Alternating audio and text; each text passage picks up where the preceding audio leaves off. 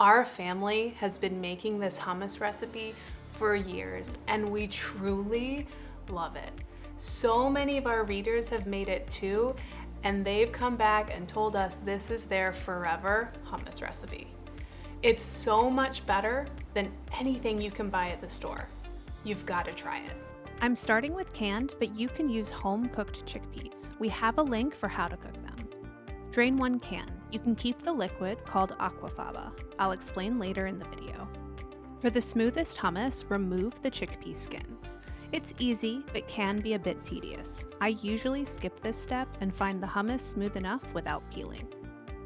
We're gonna whip up fresh lemon juice and tahini, a paste made from sesame seeds. This is homemade tahini, which is quick and simple to make. I'll show you how at the end of this video. You can also use store-bought.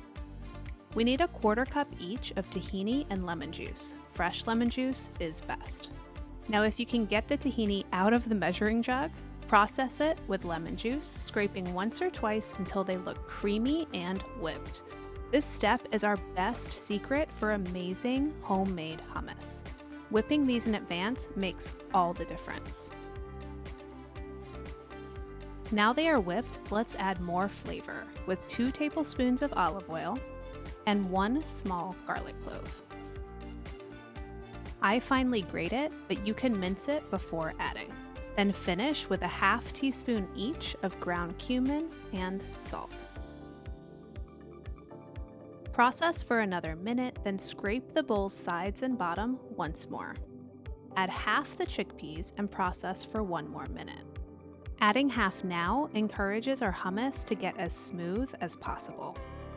Scrape the sides and bottom again and pile in the rest of our chickpeas. After a minute or two, the hummus looks thick and might still have a few specks of chickpea. That's okay because now we can add some liquid to smooth things out. Here's where the aquafaba can come in, or use cold water. Both are fantastic options, so use what you prefer. I'm sticking with cold water today, and I'm adding 2 to 3 tablespoons with the processor running. Add as much as you need to reach the perfect consistency. This is what I am looking for. Smooth, fluffy hummus that's just a little drippy and easily swirled with a spoon. Now it's time to make the hummus your own.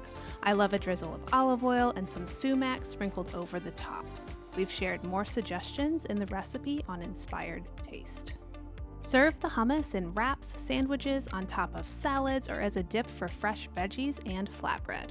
Our recipe calls for baking powder instead of yeast so that you can make them in about 30 minutes. The flatbread recipe is linked below. And there you have it, our favorite homemade hummus recipe. It's smooth, swoopy, delicious, and tastes much better than anything you can buy at the store. As you can see, I love it. Now don't go yet. To make the best hummus, we highly recommend starting with our homemade tahini. It starts with sesame seeds, which I toast in a dry pan over medium heat. For a 1/2 cup of tahini, we need 1 cup of sesame seeds, which means you'll have enough tahini to make 2 batches of hummus. When they take on a light golden color, transfer them to a food processor and process until they turn into a crumbly paste. Open the lid, scrape the sides of the bowl, and then add a couple of tablespoons of neutral oil. This is avocado oil, but any light neutral oil will work. Continue to process until the mixture turns into a drippy, smooth paste. You might need an extra tablespoon of oil to help it along. Add an optional pinch of salt, and you are done. Making your own tahini really does take homemade hummus to the next level.